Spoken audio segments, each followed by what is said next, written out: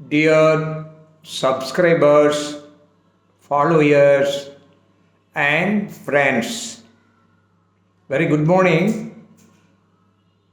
Today, the topic is preposition related with time. We have already learned something about this topic. Some 7 prepositions we have learned.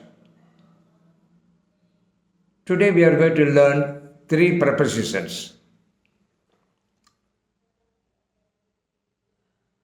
The first one is past, telling the time. Past, telling the time. 10 past 6. 10 past 6. What do you mean? The time is 6:10. Understand? பாஸ்ட்னா என்ன? கடந்த காலம். Telling the time, இதை ஒரு நேரத்தை சொல்லுவதற்காக பயன்படுத்த போகிறோம். 10 10 நிமிடம், past 6 6 மணி கடந்து 10. கடந்த ஒன்றை சொல்லுகிறோம். ஸோ இதை நன்றாக புரிந்து கொள்ளுங்கள். 10 past 6 6 10. Okay, righto. The next one is 2. இது என்ன? ஃபியூச்சர், அப்போ கொஞ்ச நேரம் கழிச்சு நடக்கக்கூடியது. ஸோ இதுவுமே we are going to say the time, telling the time தான். இப்போ பாருங்களேன், 10 to 6 10 to 6 6 மணிக்கு 10 நிமிடம் இருக்கு. 2 அப்போ what's the time? 5:50 5:50. So in that way we have to use this past to understand. And since, what's the meaning of the since? இருந்து, from a certain period of time, ஒரு குறிப்பிட்ட நேரத்தில் இருந்து, காலத்தில் இருந்து அப்படின்னு அர்த்தம். You see, I am working here since 2000. I am working here since 2000. 2000 வருஷத்துலேருந்து இப்போ வரைக்கும் நான் வேலை பார்த்துக்கிட்டு இருக்கிறேன், வேலை செஞ்சிட்ருக்கேன், இங்கே தான் வேலை செஞ்சிட்ருக்கேன். So in that way we have to say.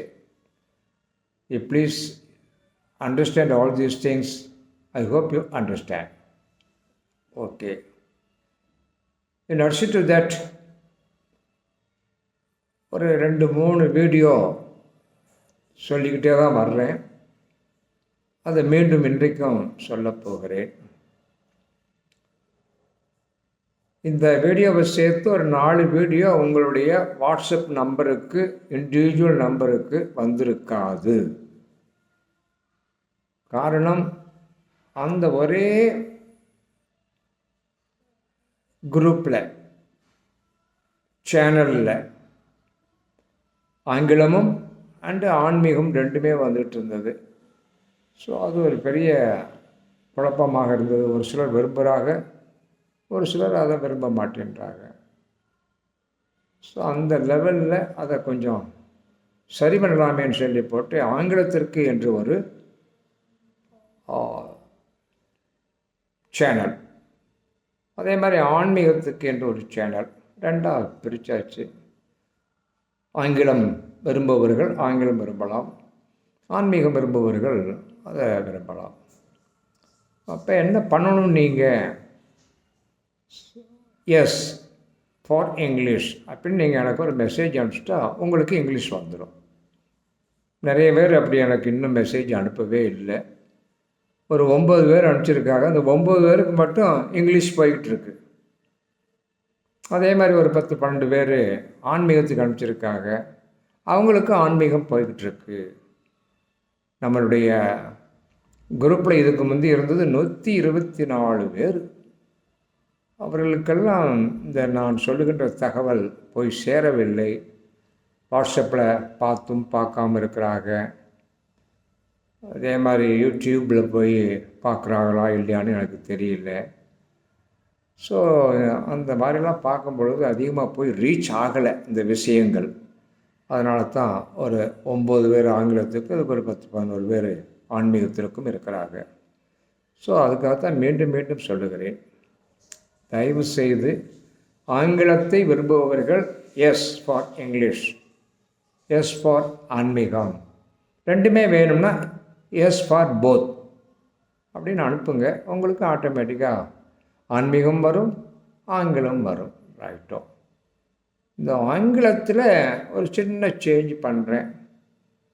நிறைய பேர் ஏதோ ஒரு பொழுதுபோக்காகத்தான் இதை பார்த்துட்ருக்காளே ஒழிய ஒரு பர்பஸ்ஃபுல்லாக நம்ம பேசணும் அப்படின்னு பார்க்குறது ரொம்ப லிமிட்டடாக தான் இருக்கிறாங்க.